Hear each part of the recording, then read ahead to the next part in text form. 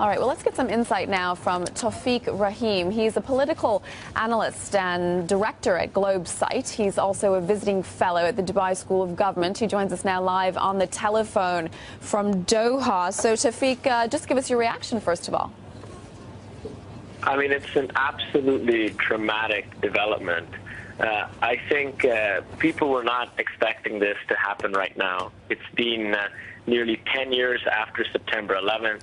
There have been countless efforts, both in Afghanistan and then in Pakistan, to track down Osama bin Laden. And for this to happen right now, I think it's taken many people off guard. And particularly for President Barack Obama, it's a huge development domestically ahead of the elections next year.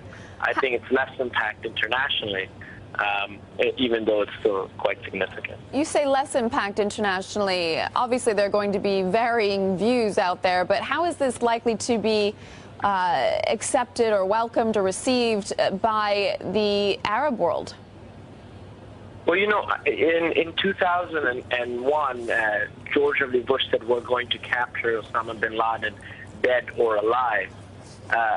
You know, that initial American euphoria and the reaction to that in the Arab world and wider Muslim world has died down significantly. There are a lot of other leaders from Al-Qaeda within that structure, that loose structure, that have appeared, like Anwar al-Awlaki, that have been more at the forefront than Osama bin Laden. Definitely there might be some momentary reaction, but I don't see a significant groundswell of people coming out in anger, etc. I think there's been a fundamental shift in the Middle East since September 11th that kind of is overshadowing Al-Qaeda these days. And the other thing is a lot of the acts being carried out by Al-Qaeda, such as the one recently in Morocco, are a little bit divorced from bin Laden's direction. So in terms of even the impact on the Al-Qaeda structure itself, he wasn't playing as active as a role, at least, right. I mean, that's assumed, as before.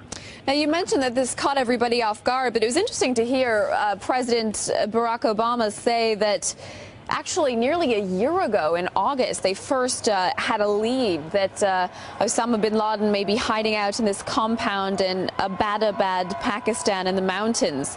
And then after many, many months of verification, he decided last week that there was enough intelligence to act. And then, of course, last night he authorized the operation itself.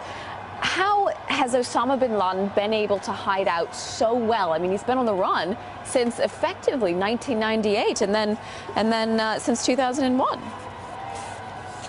Yeah, I mean, I think between 1998 and 2001, they had a relative idea of where he was in Afghanistan, and there were varying decisions made on whether to attack. And President Bill Clinton at one point had the location of him, his compound, and withdrew from an attack at the last minute based on advice from some of his advisors. I think after September 11th, there was varying information on where he was. There was a general consensus that he was in some of the mountainous areas of Pakistan. But, you know, that's a very tough terrain. There's a lot of tribal structures. He can continue to move between different villages. And so it was just really trying to track down exactly where he was and convince the right people to share information.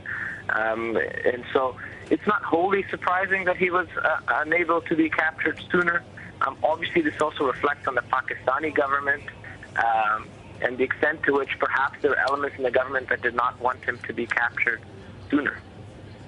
Yeah, interesting, the Pakistani angle there. Okay, well, we're going to talk much more about this hour, but Taufiq Rahim, thank you very much for being with us. Taufiq Rahim from the Dubai School of Government.